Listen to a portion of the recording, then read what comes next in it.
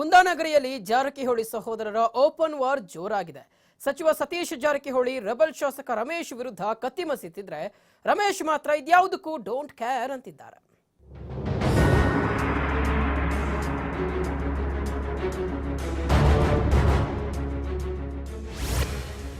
ಕುಂದಾನಗರಿಯಲ್ಲಿ ಸಹೋದರರ open war. ಸಚಿವ Satish Jarkiholi don't care.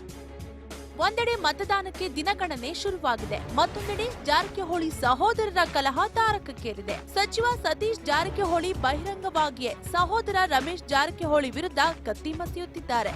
Gokak ತಾಲೂಕಿನಲ್ಲಿ ಕಾಂಗ್ರೆಸ್ ಬೆಳೆಸಿದ್ದು ನಾನು, ನಂತರ ರಮೇಶ್ ಜಾರಕಿಹೊಳಿ ಅವರ ಕೈಯಲ್ಲಿ ಕೊಟ್ಟೆ. ಈ ಚುನಾವಣೆ ಫ್ರೀ ಬಿಟ್ರೆ ಯಾರ ಶಕ್ತಿ ಏನು ಎಂಬುದು ಗೊತ್ತಾಗಲಿದೆ ಅಂತ ಸಚಿವ ಸತೀಶ್ ಜಾರಕಿಹೊಳಿ ತಮ್ಮ ಸಹೋದರ ರಮೇಶ್ ಜಾರಕಿಹೊಳಿಗೆ ಪರೋಕ್ಷವಾಗಿ ಸವಾಲ್ ಹಾಕಿದ್ದಾರೆ.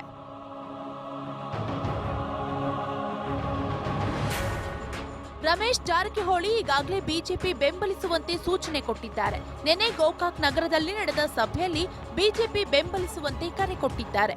ಇದರಿಂದ ಕಂಗಾಲಾಗಿರುವ ಕಾಂಗ್ರೆಸ್ ನಾಯಕರು ಹೀಗಾಗಿ ಮಾಜಿ ಸಚಿವ ರಮೇಶ್ ಜಾರಕಿಹೊಳಿ ವಿರುದ್ಧ ಕ್ರಮ ಕೈಗೊಳ್ಳುವಂತೆ ಸ್ಪೀಕರ್ಗೆ ದೂರು ನೀಡಿದ್ದಾರೆ.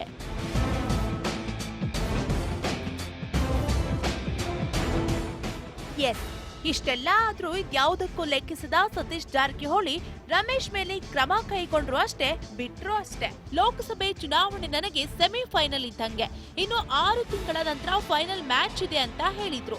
ಅಷ್ಟೇ ಅಲ್ಲ, 20 ವರ್ಷದಿಂದ ಗೋಕಾಕ್ ರಮೇಶ್ ಜಾರಕಿಹೊಳಿ ಹಿಡಿತದಲ್ಲಿತ್ತು. ಮುಂದೆ ಫೈನಲ್ ಮ್ಯಾಚ್ ಬಗ್ಗೆ ಹೆಚ್ಚು ಇಂಟ್ರೆಸ್ಟಿಂಗ್ ಇದೆ ಎಂದು ವ್ಯಂಗ್ಯವಾಡಿದ್ರು.